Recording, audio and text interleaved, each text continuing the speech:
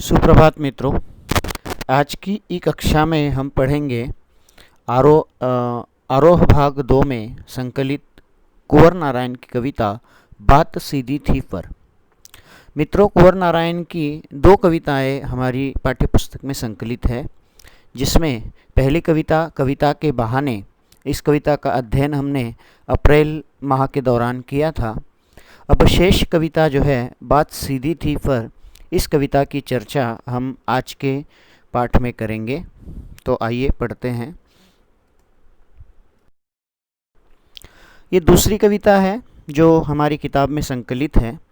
बात सीधी थी पर जो कोई दूसरा नहीं, इस काव्य संग्रह में संकलित है। कवि के काव्य संग्रह का नाम है जो कोई दूसरा नहीं, उसमें यह संकलित है। कविता में कथ्य और माध्यम से द्वंद्व को उकेरते हुए भाषा की सहजता की बात की गई है। कविता का कथ्य यानी कविता में जो कहना चाहता है कवि, वह उद्देश्य, और वो कहने का जो माध्यम जिसका प्रयोग कवि करता है, यानी एक तरह से कविता का भाव पक्ष और कला पक्ष, इन दोनों को सहज रूप से किस तरह प्रस्तुत होना चाहिए, इसकी बात कवि यहाँ करते हैं। हर बात के लिए कुछ खास शब्द नियत होते हैं, ठीक वैसे ही जैसे हर पेंच के लिए एक निश्चित खांचा होता है। कवि का इस कविता में कहना है कि बात को कहने का एक तरीका निश्चित बना होता है और उसी तरीके में उसे कहा जाना चाहिए। अगर उससे अलग रास्ता अपनाया जाता है या अलग ढंग से उसे प्रस्तुत करने की कोशिश की जाती है, तो सही सही अर्थ या सही सही संदेश जो हम देना चाहते हैं वो नहीं मिल पाता है। पेंच जो स्क्रू होता है या नट बोल्ट जिसे हम कहते हैं, कि जिसमें चूड़ियाँ बनी होती हैं, खांचे बने होते हैं जिसके सहारे उसे कसा जाता है, तो वो उसकी एक विशिष्ट बनावट होती है और जिसके कारण उसमें कसावट पैदा होती हैं। ठीक उसी तरह भाषा में भी एक शब्दों का चयन और कहने का ढंग बड़ा महत्वपूर्ण होता है, जिसके माध्यम से जो हम कहना चाहते हैं वही श्रोताओं तक पहुंच पाता है। अब तक जिन शब्दों को हम एक दूसरे के पर्याय के रूप में जानते रहे हैं, उन सब के भी अपने विशेष अर्थ होते हैं। समानार्थी लगने वाले शब्दों के भी प्रयोग के विशिष्ट संदर्भ होते हैं, उसको भी हमें जानना चाहिए। अच्छी बात या अच्छी कविता का बनना सही बात का सही शब्द से जुड़ना होता है, और जब ऐसा होता है तो किसी दबाव या अतिरिक्त मेहनत की ज़रूरत नहीं होती, वो सहूलियत के साथ हो जाता है। यहाँ पर एक दूसरे ढंग से अगर बात करें तो कवि ने इस कविता में उन कवियों पर चोट की है जो कविता के भाव पक्ष की अपेक्षा उसके कला पक्ष को या उसके प्रस्तुतिकरण के ढंग को अधिक महत्व देते हैं। यहाँ इस कविता के माध्यम से कवि का ये कहना है कि चाहे साहित्य या कविता या कोई भी विधा हो, उसका जो कथ्य है वो श्रोताओं तक पहुँच जाए। जो संदेश हम देना चाहते हैं वो पढ़ने वाला या उसको समझने वाला अगर जान जाता है, तो फिर भाषा के सौंदर्य का और उसका उतना महत्व नहीं रह जाता। और इसलिए अगर भाव पक्ष प्रबल है तो अनायास ही उसके कहने का ढंग निश्चित ही प्रबल हो जाता है, और इस तरह से कविता जो है बड़ी प्रभावी बन जाती है। उसके लिए और अधिक मेहनत करने की आवश्यकता नहीं होती। सही शब्दों का चयन इसमें बड़ा महत्वपूर्ण होता है। कविता की पंक्तियाँ देखते हैं। बात सीधी थी पर। बात सीधी थी पर एक बार भाषा के चक्कर में जरा टेढ़ी फंस गई। उसे पाने की कोशिश में भाषा को उल्टा पलटा, तोड़ा मरोड़ा, घुमाया फिराया कि बात या तो बने या फिर भाषा से बाहर आए, लेकिन इससे भाषा के साथ साथ बात और भी पेचीदा होती चली गई। तो मित्रों, इसमें कवि का कहना है कि सीधी सी बात थी जो कुछ कहना था, लेकिन उसको सरल सरल न कहने के कारण या उसको सुंदर बनाने के चक्कर में या उसको और अलंकारिक कराने के प्रयास में वो इस तरह से फंस गई। भाषा के चक्कर में फंसना बोलचाल की भाषा का प्रयोग है, जिसको हम शिल्प सौंदर्य के अंतर्गत लिख सकते हैं। और किसी चक्कर में फंस जाना एक आम बोलचाल में जिस तरह से प्रयोग होता है, उसी तरह से कवि ने यहाँ पर प्रयोग किया है। और जो बात कहनी थी वो श्रोताओं तक नहीं पहुँच पाई, इसलिए कवि का कहना है कि वो टेढ़ी फंस गई।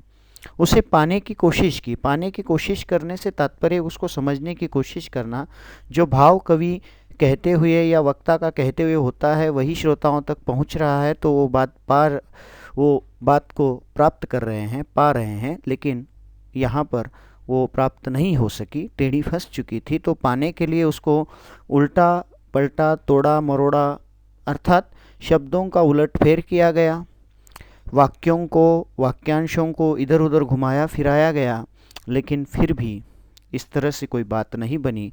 और ये सब करने का कारण ये था कि बात या तो बने या फिर भाषा से बाहर आ जाए, यानी भाषा में जो फंसी हुई थी वो निकले, और सरल सरल रूप से जो भाव कवि कहना चाहते हैं, वक्ता कहना चाहता है, वो श्रोता तक पहुंच पाए।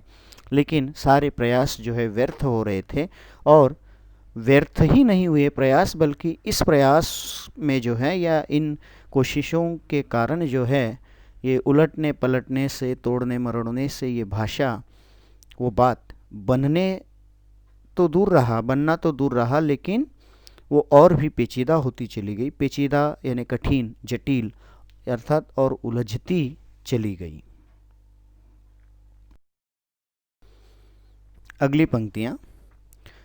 सारी मुश्किल को धैर्य से समझे बिना मैं पेंच को खोलने के बजाय उसे बेतरह कसता चला जा रहा था, क्योंकि इस कर्तव्य पर मुझे साफ सुनाई दे रही थी तमाशबीनों की शाबाशी और वाह वाह। तो बात फंसी हुई थी, उसका हल करना था, वो श्रोताओं तक उसका संप्रेषण हो सके, ये प्रयास करना था। देखिए, भाषा का सबसे बड़ा उद्देश्य ये होता है कि दो व्यक्तियों को एक दूसरे के विचारों का आदान प्रदान करने में वो सहायता करे, एक छोर से निकली हुई बात दूसरे छोर तक पहुंच पाए, इसी में उसकी सार्थकता है। लेकिन वो नहीं हो रहा था, न वो नहीं हो पा रहा है। इस भाषा की अलंकारिकता या बाह्य आवरण की चकाचौंध में, उस भाषा को चमकाने के चक्कर में वो भाव प्रकट नहीं हो पा रहा था। जो कथन कवि कहना चाह रहे थे, जो कथ्य कहना चाह रहे थे, वो प्रकट नहीं हो पा रहा था। तो पेंच को खोलने के बजाय, जब हम कोई पेंच कसते हैं, अगर वो ठीक ठीक नहीं बैठता है तो उसको फिर से खोल कर फिर से बिठाने का प्रयास हम करते हैं। लेकिन उसी तरह इस बात को फिर से एक बार सुलझाना चाहिए था, लेकिन कवि ने ऐसा नहीं किया।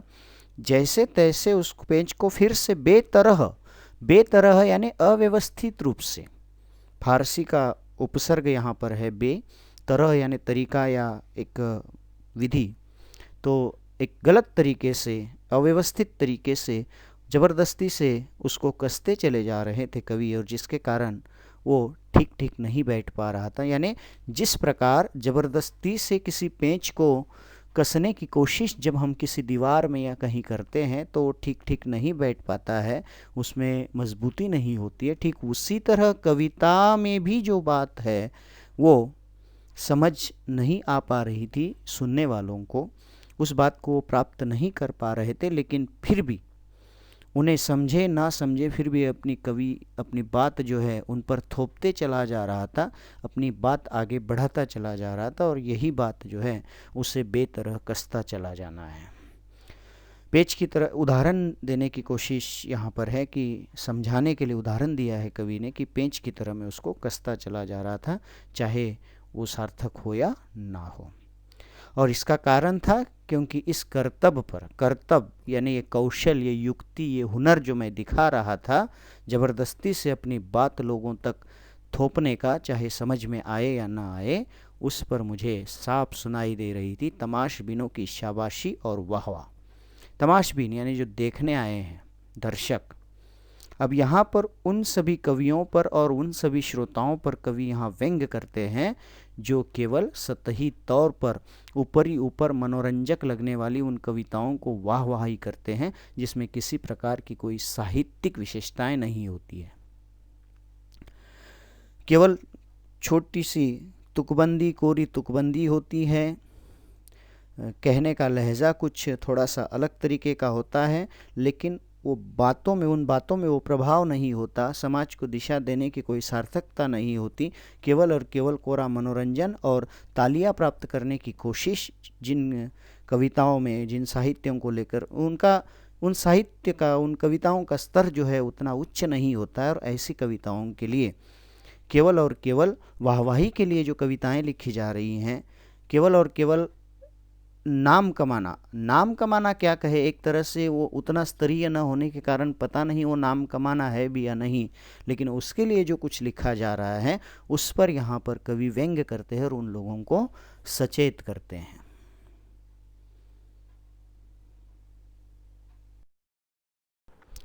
अगली पंक्तियाँ। आखिरकार वही हुआ जिसका मुझे डर था, जोर जबरदस्ती से बात की चूड़ी मर गई और वह भाषा में बेकार घूमने लगी। हार कर मैंने उसे कील की तरह उसी जगह ठोक दिया।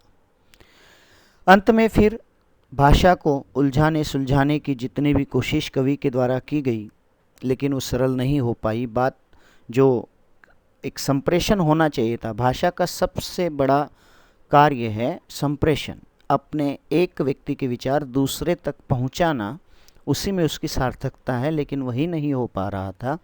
भाषा के साथ जब जबरदस्ती करने का परिणाम अंत में यही हुआ कि बात की चूड़ी मर गई। चूड़ी मर जाना यानी निरर्थक हो जाना, उसमें किसी प्रकार का कोई ताकत, कोई समर्थता या कोई प्रभाव न होना, प्रभावहीन बन जाना।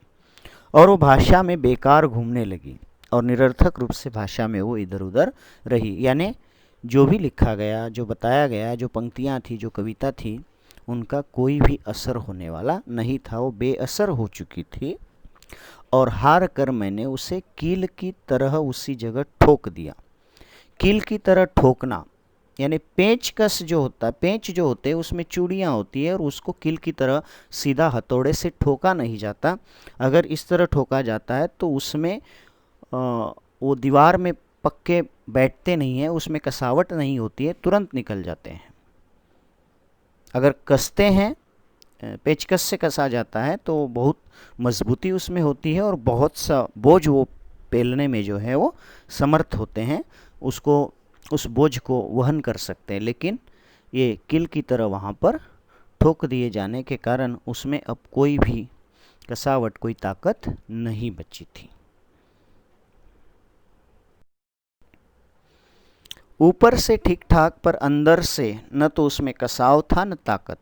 अब कील की तरह ठोके जाने के कारण ऊपर से तो ठीक दिख रही थी, लेकिन दीवार के अंदर जो धंसी हुई थी वहाँ पर चूड़ियों के कारण वो दीवार और दीवार के जो पृष्ठभूमि होती है उसके साथ जो है एक तरह से वो जुड़ता नहीं है अंदर कि जो वस्तुएं मिट्टी या ईंट वगैरह होती है उसमें फंसता नहीं है और इसलिए उसमें कोई कसाव, कोई प्रभाव नहीं होता है, कोई ताकत नहीं होती है, कोई बल नहीं होता है। लेकिन फिर भी बाहर से बड़ा अच्छा दिखाई देता है, लेकिन अंदर से पूरी तरह से खोखला होता है। ऐसे ही उन कविताओं की बात यहाँ पर कवि करते हैं कि जो ऊपर से तो बड़े ही चकाचौंध या चमक दमक के साथ वो पंक्तियाँ हमें नज़र आती हैं, लेकिन अगर उन कविताओं को पढ़े, उसको समझे, तो एक आउटपुट या जो कुछ निकलना चाहिए, अर्थ या संदेश जो मिलना चाहिए, वो उनसे किसी तरह से कोई प्रभाव उत्पन्न करने वाला नहीं होता है। ना कोई समाज को दिशा देने की कोई सार्थकता उन कविताओं में होती है और ना ही किसी बात को पूरी तरह से वर्णन करने की समर्थता उनमें होती है। और ऐसी ही कविताओं के बारे में यहाँ पर कवि का कहना है कि भाषा के चक्कर में ये बातें जो है वो फंस जाती हैं और प्रभाव उत्पन्न नहीं कर पाती हैं, क्योंकि अलंकार, शब्द चयन या अपनी विद्वत्ता झाड़ने की कोशिश कवि के द्वारा या वक्ता के द्वारा कहने की कोशिश होती रहती है और इसलिए वो बात सही ढंग से जैसी पहुंचने चाहिए दूसरे छोर तक वो पहुंच नहीं पाती है। बात ने जो एक शरारती बच्चे की तरह मुझसे खेल रही थी, मुझे पसीना पोंछते देख कर पूछा, क्या तुमने भाषा को सहूलियत से बरतना कभी नहीं सीखा? और तब कवि बात ने शरारती बच्चे की तरह, बात को शरारती बच्चा बताया गया, यानी जैसे शरारती बच्चा किसी की पकड़ में नहीं आता है, खेलता है, शरारत करता है और हम पकड़ने की कोशिश करते हैं लेकिन पकड़ में नहीं आता है, तो उसी तरह कवि से खेल करते हुए एक तरह से बच्चे ने कहा कि तुम मुझसे खेल खेलते हुए भी व्यर्थ का परिश्रम कर रहे हो, अपनी मेहनत और पसीना बहा रहे हो, लेकिन क्या अब तक भाषा की सहजता, सरलता और उसकी सहूलियत से प्रयोग करना, यानी सुविधा से उसका प्रयोग करना, सहूलियत से बरतना यानी सुविधा के अनुसार, आवश्यकता के अनुसार प्रयोग करना, सही प्रयोग करना यदि नहीं सीखा तो ये तुम्हारी अक्षमता है, ये अयोग्यता है। यहाँ पर कवि भाषा की ताकत बताना चाहते हैं कि भाषा में इतना बल है कि बहुत कुछ बातें जो है भाषा के माध्यम से बहुत बड़े वर्ग तक हम पहुंचा सकते हैं, बता सकते हैं। कई सारे उदाहरण हैं, कई कवियों ने जो है राजा महाराजाओं के दरबार में जो लोग थे उन्होंने कविताओं के माध्यम से राजाओं के जीवन को, उनकी सोच को नई नई दिशाएं दी हैं। ये ताकत है भाषा की। लेकिन अगर हम उस भाषा को सही इस्तेमाल कर पाते हैं, उसकी और सुंदर ढंग को नहीं अपना पाते हैं और केवल एक शब्दों का आडंबर या शब्दों का जाल अगर बुनने की कोशिश करते हैं और उसे एक प्रभावी कविता का नाम देने की कोशिश हम करते हैं तो व्यर्थ है, ऐसा कवि का कहना है। तात्पर्य क्या कि एक वाक्य में अगर कहे तो कवि का कहना है कि कविता या कोई भी बात वही सार्थक होती है जो सरल से सरल, आसान से आसान शब्दों में कहा जाए, कही जाए, बताई जाए और जिसके लिए वो, जिस वर्ग के लिए संबोधित किया जा रहा है, वो वर्ग उसको बखूबी से, आसानी से, सरलता के साथ समझ पाए। वही बात की, कविता की सार्थकता है। और यही संदेश जो है यहाँ पर कवि अपने कवि समुदाय को, प्रबुद्ध वर्ग को, विद्यार्थियों को और समाज को जो है देना चाहते हैं।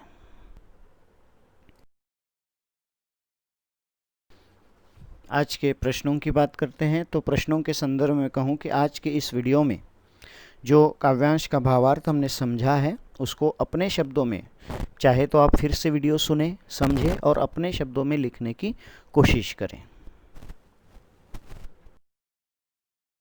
आगे पाठ्यपुस्तक के प्रश्नों की चर्चा हम करेंगे कि भाषा को सहूलियत से बरतना, इससे क्या अभिप्राय है। सहूलियत से तात्पर्य है सुविधा। बरतना ने व्यवहार करना, उपयोग करना, प्रयोग करना। तो सहूलियत से बरतने से तात्पर्य है कि सहज सरल ढंग से जहाँ आवश्यकता है, जिस कारण के लिए हम उसका प्रयोग कर रहे हैं उसके लिए उसे अपनाना। सरलता, सादगी, सहजता के साथ उसका प्रयोग करना, ऐसे शब्दों का प्रयोग करना जो उस भाव के लिए उपयुक्त है, जो कहना चाहते हैं उसके लिए वो शब्द जो है, जो शब्द हम कह रहे हैं वही शब्द जो है या उसका वही अर्थ जो है वो श्रोताओं तक पहुँचे, इस तरह सरल रूप में उसे अपनाना। कई शब्द जो होते हैं अनेकार्थक शब्द होते हैं, अभिधा लक्षणा व्यंजना का प्रयोग किया जाता है। अभिधा लक्षणा व्यंजना जो है काव्य में अलग अलग प्रकार की ये शक्तियाँ हैं। अभिधा जो है, यहाँ पर थोड़ी सी चर्चा मैं आपसे करना चाहूँगा, ये उत्तर में लिखने की आवश्यकता नहीं है आपको, लेकिन समझना चाहिए कि अभिधा का मतलब होता है जो शब्द लिखे जाते हैं उन्हीं अर्थ ग्रहण किया जाता है। लक्षणा में जब शब्दों से अर्थ नहीं मिलता है तो शब्दों के बाहर निकलकर थोड़ा अर्थ उसके उच्च स्तर पर सोचना आवश्यक होता है, जो सामान्य श्रोताओं को नहीं समझ पाता है। और तीसरा